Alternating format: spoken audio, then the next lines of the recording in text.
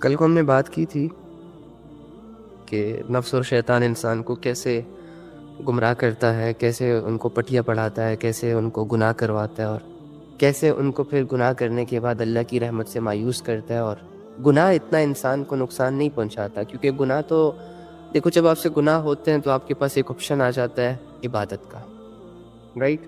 جب بھی آپ گناہ کرتے ہو، عبادت کرتے ہو، گناہ زائل ہو جاتے ہیں۔ جب بھی آپ گناہ کرتے ہو، جان بوجھ کے نہیں کرتے، غلطی سے ہو جاتا ہے، توبہ کرتے ہو، گناہ زائل ہو جاتا ہے، ختم ہو جاتا ہے۔ لیکن یہ جو مایوسی ہے نا، یہ گناہ سے بھی بڑا گناہ ہے، کیونکہ مایوسی کی کنڈیشن میں آپ لوگوں نے دیکھا ہوگا کہ جب آپ دنیا سے مایوس ہو جاتے ہو، جب آپ کسی بندے سے مایوس ہو جاتے ہو، سو مایوسی سے پہلے آپ کے اس سے بڑے گہرے تعلقات ہوتے ہیں۔ مایوسی سے پہلے اس بندے سے آپ کے بہت گہرے تعلقات ہوتے ہیں، لیکن جب آپ مایوس ہو جاتے ہو، بیزار ہو جاتے ہو، کنیکشن توڑ دیتے ہو، چپ چاپ رہنے لگ جاتے ہو۔ پہلے شیئرنگ کیئرنگ چل رہی تھی، اب آپ ان سے اپنا آپ چھپاتے ہو، سائڈ پہ کرتے ہو، نظریں نہیں ملاتے، ان کے ساتھ بات نہیں کرتے، پراپر طریقے سے کھل کے ان کو ڈیل نہیں کرتے، تو پھر اس بندے سے کٹ آف ہونے کی وجہ سے اس بندے سے جو آپ کو فائدے مل رہے تھے وہ آپ کو اب نہیں حاصل ہو سکتے۔ یار یقین کرو، جب تمہارے دل کے جذبے اللہ سے جڑیں گے، اوئے ہوئے ہوئے ہوئے، زندگی کا مزہ آ جائے گا تمہیں۔ تمہارا ہر درد تمہیں اللہ سے ملوائے گا، تمہارا ہر غم تمہیں اللہ سے ملوائے گا۔ جب دنیا تمہیں گرائے گی تو تمہیں انتظار رہے گا کہ کب اب رب آئے گا مجھے اٹھانے کے لیے۔ تم رو گے، سیڈ بھی ہوگے، دل بھی ٹوٹے گا تمہارا، دنیا ظلم بھی کرے گی تم پہ، لیکن تمہارے دل کی نظر ہر سچویشن میں رب پر جائے گی۔ اور جیسے ہی تم اللہ کو سوچو گے، جیسے ہی تم یہ محسوس کرو گے کہ دنیا تو نہیں سمجھ رہی لیکن اللہ تو سمجھ رہا ہے نا، بس ایسا لگے گا تمہیں کہ جیسے دل پر کسی نے مرہم لگا دیا، دماغ کے سارے زخم بھر چکے ہوں۔ تو زیادہ گزر گئی ہے، تھوڑی رہتی ہے، اب یہ جتنی رہتی ہے نا، یہ اللہ کے لیے گزار دو۔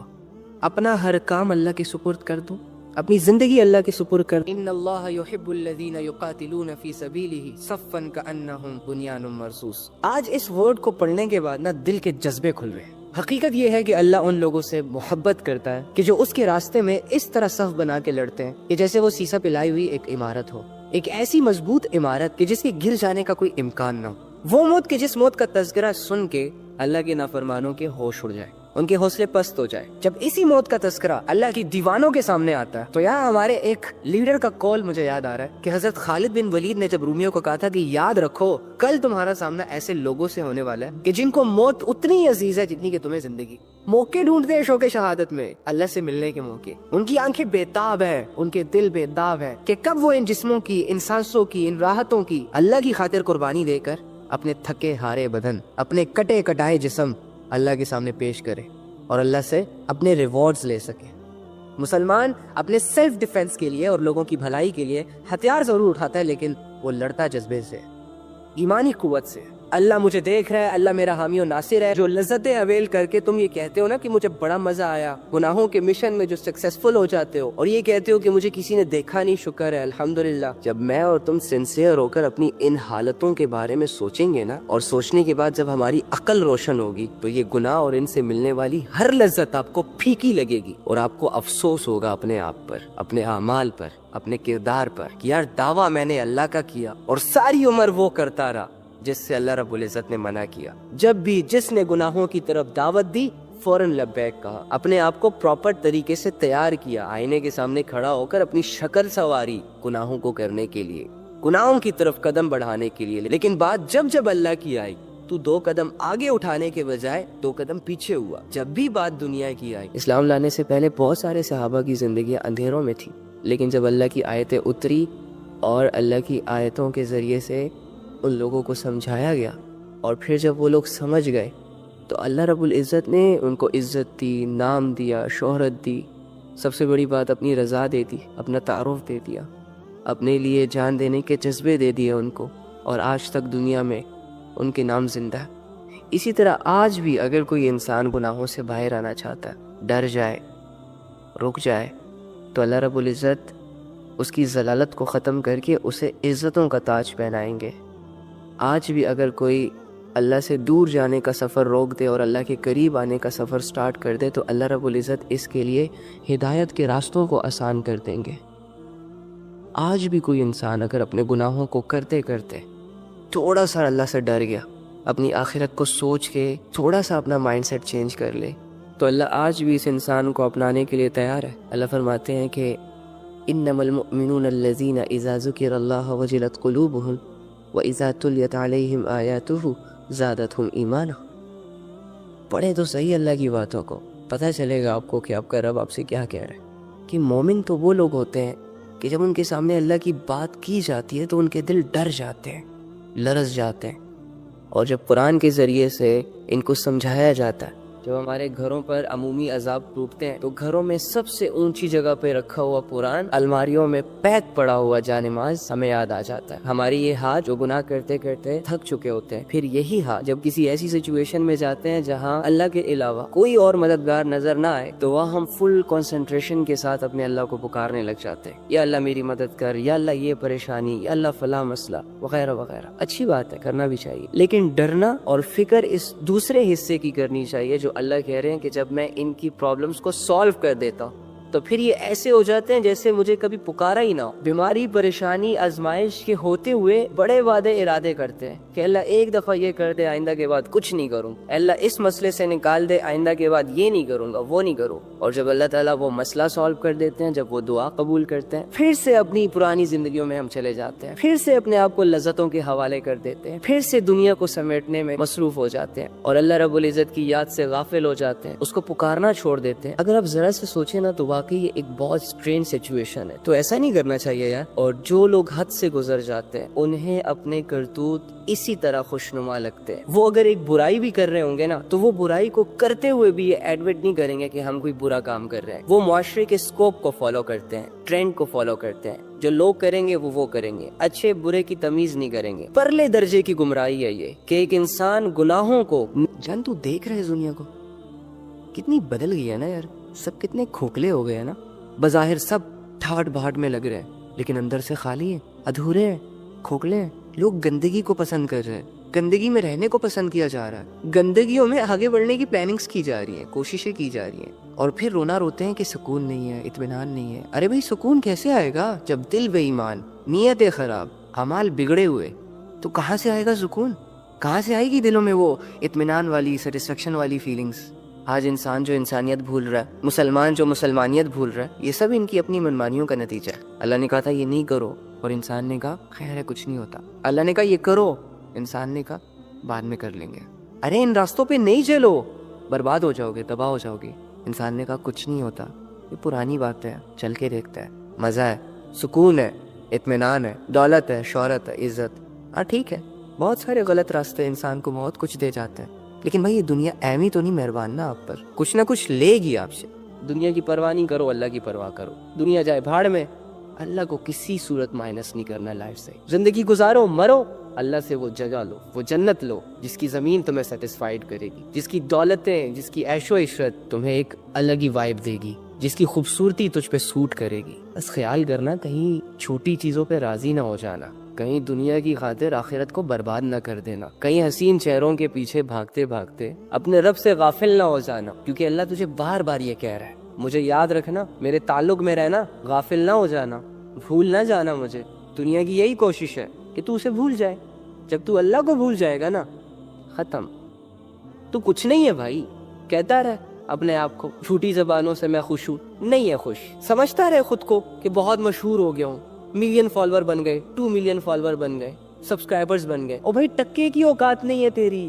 صبح آنکھ کھولنے سے لے کے رات کو آنکھ بند کرنے تک لگا رہا ہے اسی فکر میں، کوشش میں کہ میں نے دنیا کے ساتھ اپنے معاملات ٹھیک کرنے ہیں۔ ایک معاملہ بھی نہیں ٹھیک ہوگا۔ رب سے تعلق خراب کر کے دنیا سے تعلق اچھا کرنا، جنہوں نے اللہ سے منہ موڑا ہے اور اللہ سے منہ موڑ کر، اللہ سے اپنا تعلق توڑ کر دنیا کے پیچھے بھاگے ہیں، تو اس دنیا نے جتنا ان کو تھکایا ہے نا، وہ آپ امیجن بھی نہیں کر سکتے۔ آج سے پہلے جو بھی گیا تم نے چھوڑو، اس کی ٹینشن نہ لو، سب کچھ بھول بھلا کے اللہ کے سامنے کھڑے ہو جاؤ، محبت کا قیام کرو، عاجزی کا رکوع کرو، اور امید کی کیفیتوں سے اللہ کو سجدے کرو، اور 2 رکعت نفل پڑھنے کے بعد اللہ کے سامنے ہاتھ اٹھاؤ، چولی پھیلاؤ، جتنا گر سکتے ہو، جتنا بچ سکتے ہو بچ جاؤ اللہ کے سامنے، جتنی عاجزی ہے تمہارے اندر ساری اللہ کے سامنے رکھ دو، اور اللہ سے کہو کہ اللہ نکاح سے پہلے کسی غیر محرم سے رشتہ رکھنا کیسا ہے؟ ضرورت ہی کیا ہے؟ ضرورت ہی کیا ہے؟ مطلب آپ اننیسیسری ٹاکس کا پوچھ رہے ہیں، ڈیلی بیسس کے وہ ہائی ہیلو کے میسیجز کا پوچھ رہے ہیں، وہ مہینے 2 مہینے کے بعد جو چھپن چھپائی والی ڈیٹ ہوتی ہے وہ والا رشتہ، رات کو سونے سے پہلے گڈ نائٹ اور صبح اٹھنے کے بعد گڈ مارننگ کا میسیج، لائک یہ رشتہ ایسے ہی نبھائے جاتے ہیں نا نکاح سے پہلے جو رشتے ہوتے ہیں آئی تھنک. سو اس چیز کا فائدہ کیا ہے اور اس سے حاصل کیا ہوتا ہے سوائے ٹائم برباد ہونے کے اور ایک دوسرے کی نظروں میں جو ویلیوز ہوتی ہے، جو عزت ہوتی ہے، جو سیلف رسپیکٹ ہوتی ہے وہ ڈاؤن ہو جاتی ہے. اس کے علاوہ اور کیا ہاتھ آتا ہے؟ اور دوسری بات یہ کہ انسان نکاح کرتا ہے، جانور نکاح نہیں کرتے. جانور نفس کی خواہش کو پورا کرتے ہیں، جب دل میں خواہش آئی کہیں بھی چلے گئے، کہیں بھی منہ مار لیا. انسان اپنی زندگی کے تمام میٹرز کسی نہ کسی اصول کے تحت پورے کرتا ہے، اور مسلمان اپنی زندگی کے تمام اصول نبی صلی اللہ علیہ وآلہ وسلم اور اللہ رب العزت کے کرائٹیریا کے مطابق پورے کرتا ہے جو بھی اس کو کام کرنا ہو.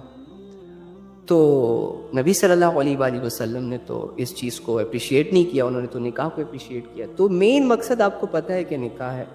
نکاح سے پہلے کا جو تعلق ہے اس سے مطلب ایک فائدہ تو بتا دیں مجھے، کیا فائدہ؟ لڑائی جھگڑے، irrelevant ٹاکس، حیا کے لباس اتارے جاتے ہیں، ایک دوسرے کو ہوس کی نگاہوں سے دیکھا جاتا ہے، ایک دوسرے کو عجیب جانوروں کی طرح ٹریٹ کیا جاتا ہے، بہلایا جاتا ہے، پھسلایا جاتا ہے، ریئل عزت نہیں دی جاتی. اور رسپانسبلٹیز نہیں اٹھائی جاتی. نکاح تو بیسیکلی ایک رسپانسبلٹی ہے نا، ایک سوچ ہے، نبیوں کا کام ہے، صحابہ کا کام ہے. لیکن یہ جو افیئرز وغیرہ ہوتے ہیں یہ جانوروں کا کام ہوتا ہے.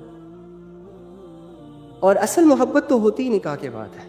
کسی کو بھی اس بات کا اندازہ نہیں ہے کہ تم کن حالات سے گزر رہے ہو. تمہارے اندر جو شور چل رہا ہے کسی کو سنائی نہیں دے رہا نا، لیکن تم سٹل ڈھونڈ رہے ہو کسی ایسے شخص کو، کسی ایسی پرسنالٹی کو جو تمہیں جانے، تمہیں سمجھے. مت ڈھونڈو، نہیں ملے گا کوئی بھی.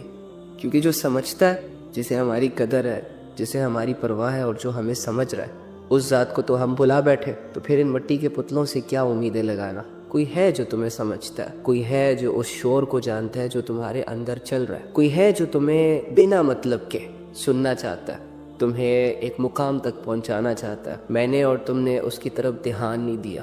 اللہ کی جو دوستی ہوتی ہے نا وہ ہر مطلب سے پاک ہوتی ہے. اللہ رب العزت ہم سے بدلے میں کچھ نہیں لیتے کہ ٹھیک ہے تمہارے 100-200 مسئلے میں حل کروں گا لیکن بدلے میں تمہیں یہ کرنا ہوگا. نا.